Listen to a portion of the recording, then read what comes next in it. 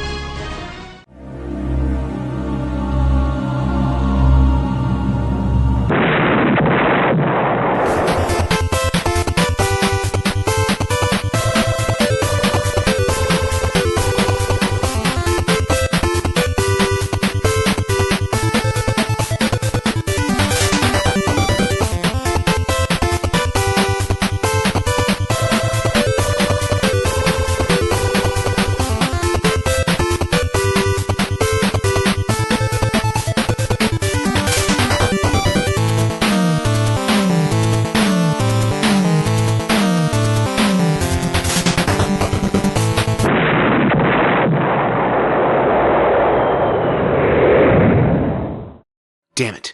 Everyone's got a head start on me. Fine. Power through it. Kinda wish RetroThinker hadn't taken the Oversword with him, but at least I've still got the Zapper. One way or another, once I get there, I've got to think that the 3 of us can be enough to overpower that goddamn android. Because this shit has gone on long enough. I haven't even really had time to play with my WiiU yet. And that kinda sucks, because as far as I'm concerned, I'm really happy with it. It's a fine piece of hardware once all the updates have been engaged, and I think the fact that it supports Wii remotes and more traditional controllers is the best possible win-win compromise between the arbitrarily divided consumer base, and while it has plenty of new exciting possibilities built into it, if the only thing the gamepad subscreen did was allow you to continue playing your game while someone else is using the TV, that'd probably be worth the price right there to a lot of people, especially people with families. But so, just like that, Console Generation 8 is here. Yes, folks, this is the start of Generation 8. Can we please not go through this bullshit again? There's never really been a hard and fast way to separate generations of consoles other than time frame of release and accompanying games. Whether or not this or that machine has to run this or that engine or processor never had much of anything to do with it, and oh my fucking god, are we still having this conversation 2 decades and counting since the last person realized that blast processing was non-existent bullshit. Ugh. But yeah, Generation 8 has begun, and while I'm excited by the possibilities of the Wii U gamepad and that smart glass stuff Microsoft is getting into, and I'm morbidly fascinated by Sony's investment in that used sale blocking technology, and let's be honest here, the only thing shocking about that horseshit is that the company pulling it isn't Nintendo. But you know what, though? I'm actually not quite as enthused otherwise about the fact that we are jumping ahead as I thought I'd be, which is to say I'm not quite as enthused as I used to be. Part of the excitement that used to come from the arrival of new consoles was that game machines used to evolve like Digimon. Whenever something had been, there was no earthly way of telling what it was going to end up as. I mean, the discernible relationship between an NES and an N64 makes about as much evolutionary sense to the naked eye as, well, actual evolution does to idiots, I imagine. But ever since Sega bowed out and the console market decided to be less and less toyetic, that's a real phrase, look it up, the leaps haven't been quite as much fun to anticipate at a hardware level. The PS2 was a fancier PlayStation, the PS3 was a fancier PS2, the Xbox 360 was a less clunky Xbox, and while I'm still regularly intrigued by what they do, I recognize that Nintendo's last remaining Maverick approach has become for many less about gleeful anticipation and more about, oh dear god, what flaming hoop do I have to jump through to get my Mario fix this time? The reason for this malaise isn't difficult to discern. The change from proprietary cartridges to universal storage disks with proprietary encoding to an ever-increasing reliance on cloud storage has transformed game consoles from being their own unique market to being little more than mass-market, idiot-proofed gaming PCs, except for Nintendo because Nintendo. And while this has been an overwhelmingly positive thing for the makers and players of the actual games, it had the unintended effect of revealing just what a needless, arbitrary, and expensive extra step having proprietary anything has become in an era when there is almost zero functional difference between an Xbox, a PlayStation, and a gaming PC. Except that gaming PCs have functionality beyond playing games and oh, right, so do consoles now, too. So the only difference is modularity. And that got me to thinking, wouldn't it be better, would it in fact be a real evolutionary leap, if the hypothetical PlayStation 4 and Xbox whatever just didn't happen? If instead of being the first of a new console generation, the Wii U was the last console ever?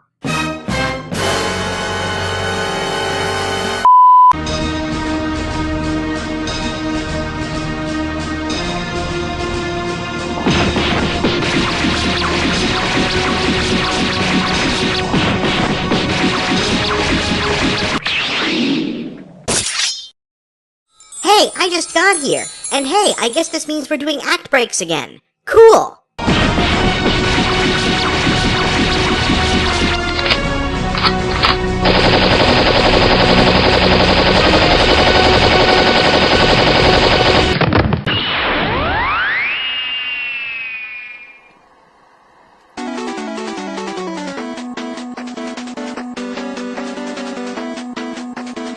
Kill stealing is Tessuxors.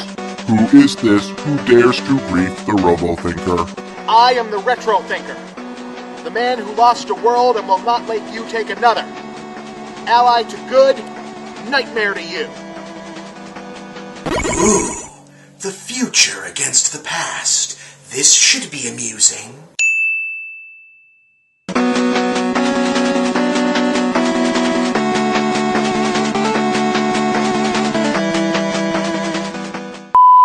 Okay, there may have been some hyperbole implicit in where I just left off. It's a virtual certainty that there will be at least one more Xbox and one more PlayStation because right now there's too much short-term money to be made. My point is that a more radical but also long-term beneficial solution for both consumers and the industry, yes, even Nintendo, I'll explain why in a minute, might be for Sony, Microsoft, and everyone else to leave proprietary coding behind altogether. Let's break it down for a moment. Microsoft has always primarily been a maker of software. That's where they made their millions, and that's why they're so good at developing and/or licensing games, while the 360 itself is a contraption only slightly less prone to sputtering misbehavior as Chitty Chitty Bang Bang. Likewise, Sony is a hardware company, that's what they're good at, and that's why when they started to have real competition, they turned out to be mediocre at making and backing actual games, while in terms of raw engineering, the PS3 is damn near James Bond's Aston Martin. Oh, and if you want to carry that metaphor all the way through, the Wii and Wii U are the goddamn Batmobile, and yeah, that's awesome and perfect for exactly doing what it was designed to do, but only someone with enough money or psychological damage to block out any semblance of self-consciousness is going to want to drive the damn thing around where anybody can see them. Point being, both companies have diametrically opposed strengths and weaknesses, right down to Sony having a better grasp of the Eastern market and Microsoft being more in tune with the West. If they were to both drop their weaker half tomorrow, Sony to only make hardware and Microsoft only software, things would be better for everyone. Sony could start building PlayStation brand gaming tech into all of its Blu-ray players or license it to everyone else at a profitable fee, and Microsoft could put its full strength into game development and/or milking every last fucking drop out of Halo's dry, brittle, dust-spurting teat. And Nintendo?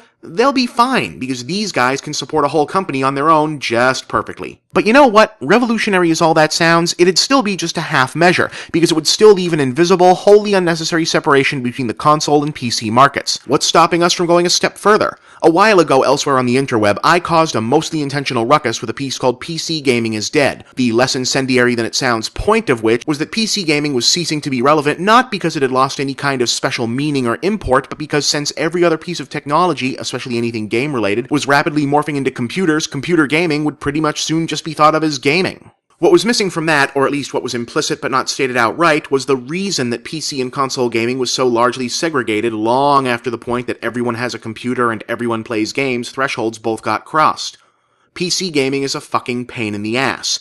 Not necessarily playing the games, though sorry, I'll never be able to get used to playing anything other than a primarily point-and-click adventure game with a keyboard and a mouse, personal preference. The necessary maintenance is the problem. The whole point of PCs as gaming devices is modularity. Not only the ability to mod your games, but to swap out processors, boards, and graphics cards to augment performance and dial graphical quality, sound, and even speed up or down to your preference or the optimum preference of your machine. All of which is great, if you know how to do it, and most people simply don't. Just like most people don't drive concept cars, most people don't have the necessary skills, knowledge, or especially desire to be altering code, maintaining drivers, and disassembling and reassembling their rig. And I don't see that ever changing, it's just the way people are wired. Nobody is an expert in everything. Buckaroo Banzai doesn't exist. And if you have to ask who Buckaroo Banzai is, why are you watching this show? At best, most people are lucky to be experts at their jobs and one of maybe two of their hobbies, so clearly not everyone who games can or wants to be an expert at fitting out and maintaining a PC in the traditional quote-unquote hardcore manner. But the question is, why should they need to be? Now, I know a lot of dedicated techies don't like to be reminded of this, but the entire home computer revolution from the 70s onward has been all about making devices easier for the average schmo to use. Operating systems so that now not everyone has to know how to work DOS. The mouse exists so not everyone has to know keyboard navigation. Keyboards themselves we've modded and remodded to the point of absurdity, and now we've got touchscreens that make everything even easier than that. So why did we never make the building part easier? What I mean is, since Blu-ray players and game consoles and even the TVs themselves are becoming more and more like PCs, why haven't we just made super simplified, mass-market, consumer-grade, aka hard-to-do lasting damage to PCs primarily designed for use running digital media like games and streaming video for TVs? It's not very difficult to imagine. You just have to develop and codify a system of interchangeable, for lack of a better word, idiot-proof versions of graphic cards and processors that you can pop in and out of the thing without needing to worry about exposed parts and rewiring. And an operating system with just enough hand-holding so that adjusting speed, on-screen polys, and refresh is just as intuitive for most folks as working the contrast sliders on their TVs. Boom! Now you've got a device that will let people who either can't or just don't want to wrestle with gaming PCs to play PC games. Yes, even that one. They've been selling WoW-specific keyboards for years now. And yes, there'd be a hefty short-term negative financial impact as graphic and sound card makers absorbed the initial cost of making secondary casual-grade versions of their product, but it's pennies compared to the potential profit that would come from getting John Q disposable as hooked on upgrades as he was on Wii Remote attachments. If such a device took hold of the mainstream consciousness in a big way, developers would have less and less reason to sign exclusivity and delay window deals with console makers, and since Xbox and PlayStation cannot sustain themselves on first-party releases, Sony and Microsoft would have no other reason to maintain current models. Sony could stop trying to be game developers and focus on making Sony-branded versions of whatever this new paradigm would be called, while Microsoft could refocus its specialty in software. And yeah, the PC gaming master race will turn up their noses at the idea of a casual version of their territory, the subsequent transformation of traditional PC gaming market into a boutique business for the hardest of hardcore specialists, selling smaller quantity, higher-end gear to the most discerning customers. In other words, everybody wins. Even Nintendo, probably. They've probably still got IP juice to stick around as a boutique of their own, making uniquely Nintendo machines to play uniquely Nintendo games until their first-party franchises stop being profitable enough to sustain them, which doesn't seem to be happening anytime soon. Or they could bite the bullet, go software only, and see their guys become functionally immortal as the biggest audience they've ever reached. Now look, I'm not naive enough to think that this is going to happen. Too much money, too many big egos that had needed to agree on operational defaults, too much intransigence on the corporate and consumer sides, but just imagine if it did. We could finally stop the arbitrary separation. No more PC gaming, no more console gaming, just gaming, games, and gamers. Wouldn't that be better?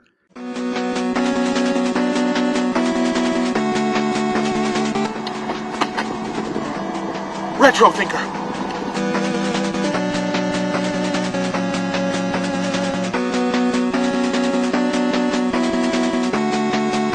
Had enough? LOL, a retro gamer. You are to King Noob, and your hat was hella gay. You shouldn't use that word as an insult. OMFG, why you be so politically correct? It's not politically correct, it's just polite. Negative, you are white knighting, so camgirl feminazis will send you pics. My god, OverThinker wasn't kidding. You really are everything that's wrong with online gaming wrapped up in one metal shell. Alright, any more bullshit to regurgitate before I send you to the scrap heap? Ron Paul 2016! Exclamation point, exclamation point, number one, Exclamation point.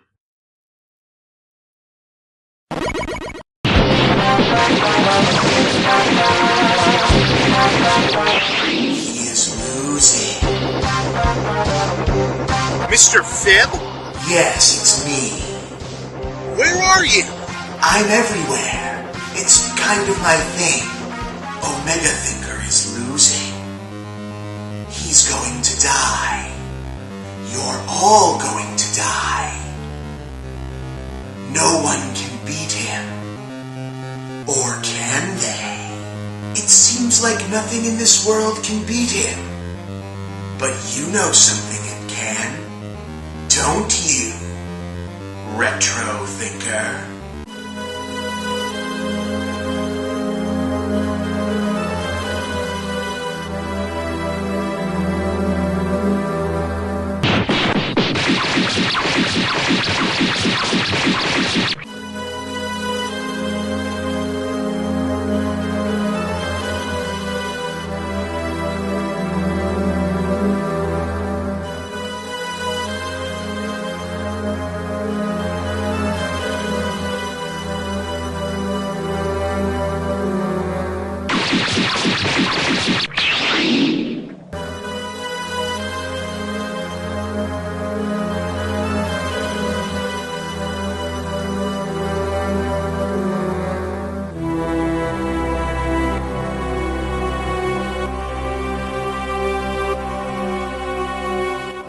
RoboThinker, no!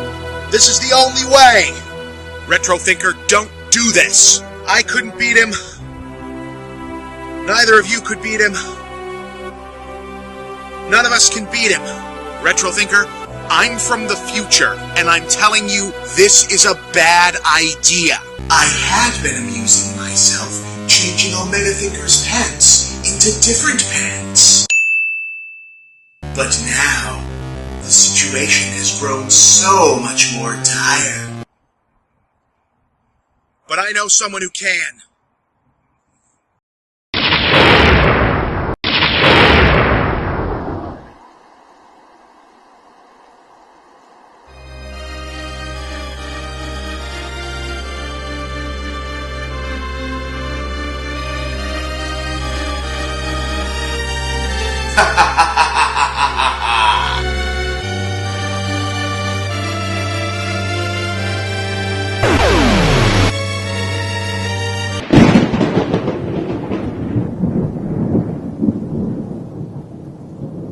I am RoboThinker.